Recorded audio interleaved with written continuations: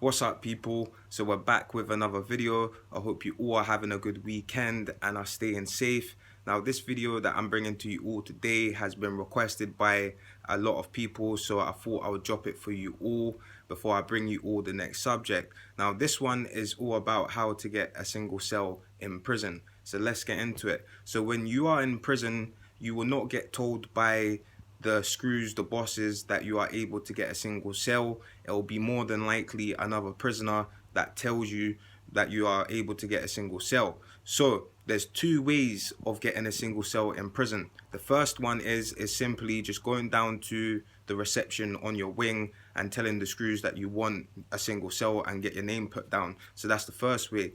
The second way is when you go into prison, unless you know this, then you wouldn't know until you're inside. But when you go to prison and you're in the intake and you get your medical done, they ask you about if you have any mental health issues or anything they should know of, and if you do, then that will help you to get a single cell. And if you make up a bunch of stuff, then that will help you too.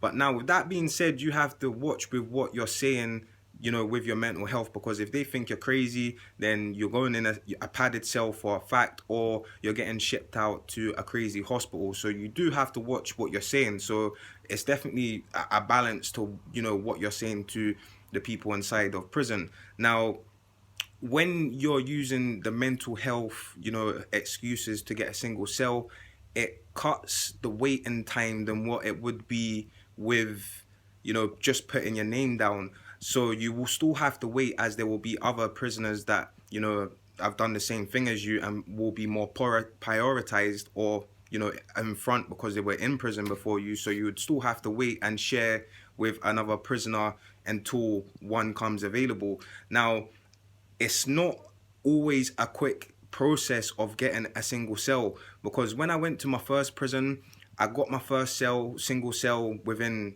the first 5 days, because as soon as I was in there, I told them straight away, look, I want a single cell, got my name put down. And the fact that the woman liked me, that definitely helped. But a lot of prisoners were like to me, oh, how is it you got a single cell so quick? Because literally I was in sharing for someone for 5 days, and then I got my single cell, and I didn't even know you could use the mental health side to things until I was in there. Now, when I went to the second prison, there was, a waiting list just like the first prison, but the waiting list was crazy. You could be waiting half of your time before you even get a single cell. So when you go to prison, you will be sharing with another prisoner, if you like it or not. Now, I've done a video before about sharing a cell with someone, but I never done it too good, because I've just started YouTube, and now I've got this talking thing on Smash. I can tell you a little bit more. So when you are sharing with another prisoner, you are sharing that same confined space